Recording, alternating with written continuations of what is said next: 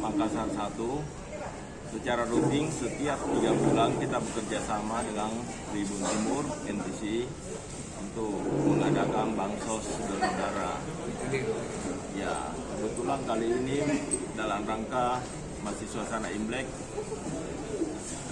dan pas hari ini kita punya komisaris utama Baji Pamai, Ivan, ada sponsor bagi semua pendonor, ada beras, ada silver queen. Ya, mudah-mudahan semua sangat berbahagia. Ya. Untuk target bagi donor darah hari ini Pak, sekitar berapa orang Pak? Kita targetkan 150 paket. 150. Ini Pak ada pelibatan dari TNI juga. Ini selain TNI mungkin siapa saja juga yang menjadi targetnya Pak? Ya, selain kebetulan sahabat-sahabat kita dari Pandip 3 Kostra ada kirim anggota sekitar 20 personal.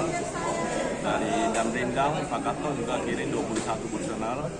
Nah, di samping yang lain itu general dari Tribun, ya member dari kawan-kawan NTC, dari tim Baji Pamai juga mungkin karyawan-karyawati juga datang mendonor. Berarti optimis ya Pak, target 150 ini bisa lebih kuota. Siap Pak. Alhamdulillah dengan adanya kegiatan donor darah hari ini kerjasama dengan Tribun dan Lions Club, saya melihat antusias masyarakat alhamdulillah sangat sangat ingin sekali untuk berpartisipasi untuk donor darahnya hari ini. Walaupun dengan kami turun langsung ke lapangan untuk kegiatan mobile ini di beberapa lokasi tiap hari, tapi untuk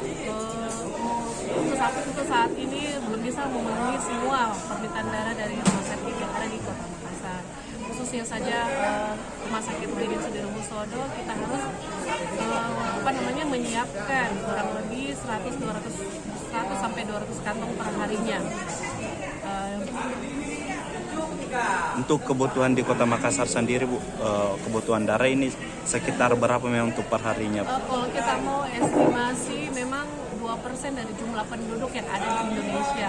Sama halnya juga di Kota Makassar, 2% dari jumlah penduduk yang ada di Kota Makassar. Itu untuk hitungan kasarnya kebutuhan darah yang ada di Indonesia.